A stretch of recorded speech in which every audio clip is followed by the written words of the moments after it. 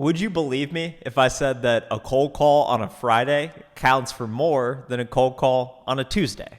I'm going to talk about why cold calling is necessary and how to actually do it. I have made 70,000 outbound cold calls, making me the most qualified person that you know to discuss what to say and how to overcome objections.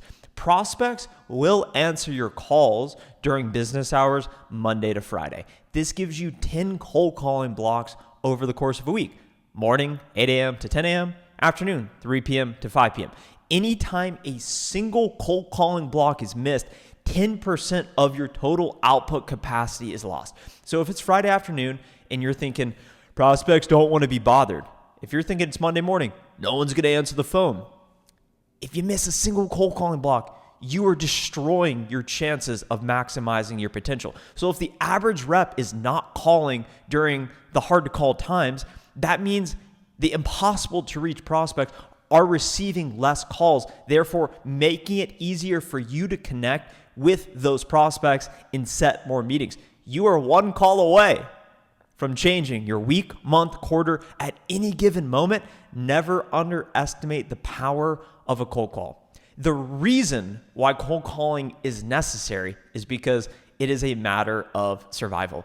If you are not calling, but someone else on your team is calling, you most likely will not outperform them, and chances are you probably will not survive in the profession. As a matter of fact, I was coaching an air vent cleaning business owner last week, and I said, so why'd you book our meeting? He said, well, I want to grow my business. And I said, okay, what's preventing you from growing your business? He said, well, I'm not acquiring new customers. I said, have you tried to call anyone to let them know that your service exists, that they may have problems they're not aware about, and that, as a matter of fact, you can help? He said, I've thought about it, but I don't want to pick up the phone. I said, why not? He said, I feel like I'm bothering them, and I'm just in my own head, and I'm getting in my own way. And I said, well, do you think your service benefits people? And he said, well, yeah, it's allergy season, and they most likely don't know that the air vents get clogged and it makes the air less pure and makes their allergies worse, so they can't breathe as well, and it just helps with the overall cleanliness of the house and the feng shui, all that. I said, okay, that's great. I would have no idea that that's a thing, and the average person you would be calling also has no idea that that's even a problem that they've even considered. They don't know how you can help them unless you reach out to let them know. The frame to reach out is not a matter of trying to convince people to do anything they don't want to do. You are there in service of them. Whether you're selling air vent cleaning services or you're selling software like I do, all it is reaching out. Look, I don't expect you to change anything, but this is what we're finding in the market. The recent trends, the data, our customers suggest XYZ. Lead with value, lead with an insight, and you have now completely changed the paradigm of resistance from cold calling because you feel like you're salesy, convincing people to do something they don't want to do, to I am calling in service of this other person. That is why cold calling is necessary. It is a matter of survival for your pipeline. Happy pipeline, happy life. Pipeline saves lives. So if you are not happy in your sales career or your business career, it's most likely because you do not have enough pipeline. You do not have enough other people that are aware of a problem that they may or may not be aware that is impacting them negatively. So the only way to solve this is by you reaching out and letting them know and introducing how you might be able to help them. That is why cold calling is so necessary. It is never going away. So you may as well embrace it and get as good at it as you possibly can. The air vent cleaning business owner is going to make cold calls, and so are you. Let's talk about how to actually make cold calls.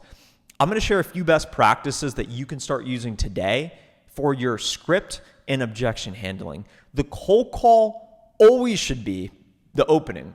The reason I'm calling you is boom, XYZ.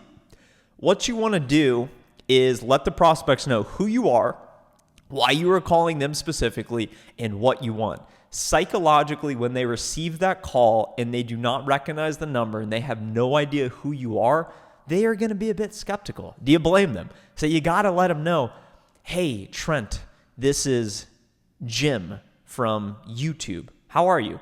Good. Trent, the reason I'm calling you specifically is because I noticed that you're the VP of sales.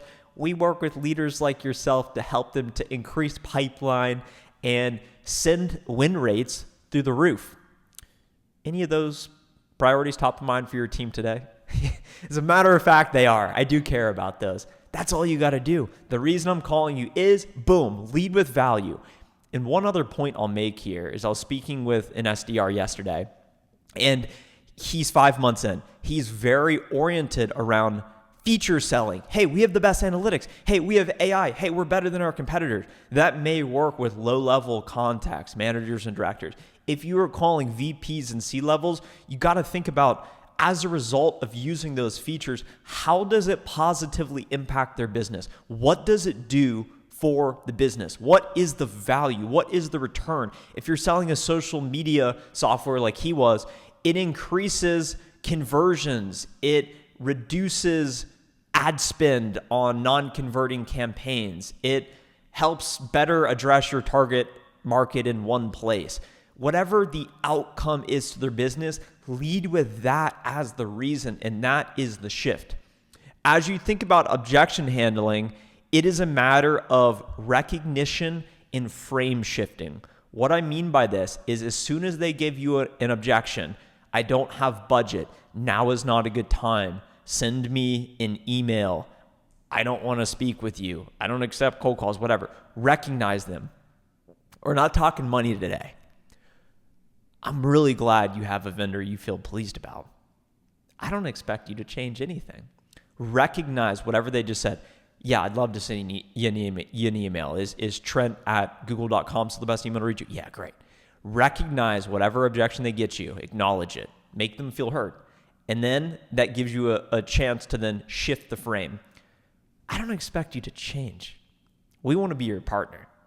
And in order to best serve you, we believe it's in your best interest to set up a brief introductory conversation so that we can talk more about your program today, introduce recent industry trends, and see if we might be a good fit for you now or into the future. How does that sound? Or you could be very direct. I really believe we can help you for these reasons. What would be your hesitation to meeting with me? I don't quite understand. Be very direct and change the frame. All you can do is acknowledge the objection and then give them a compelling response to intrigue them enough to want to take your conversation. Because the purpose of a cold call is to sell time, to set up the initial meeting. You are not there to do an entire discovery conversation. You are not there to convince them of why they need to buy your product or service. Unless you're doing more transactional B2C sales, maybe you're trying to close them on the call. But if you're doing B2B sales, selling software like I do, the whole point is to get them to agree to another conversation to then talk much deeper about what they're doing today, why it's not working, and introduce how your solution, your service, your product may be a better fit for them. In today's video, we started with why cold calling on Fridays especially will change your life. We talked about why cold calling is necessary. And then lastly, we talked about what to say on the phone, the opening, the reason, and then a few thoughts around best practice objection handling. I'm thinking about making a comprehensive video about how to overcome the send me an email objection, because I believe that is one of the trickiest, but also one of the best to overcome.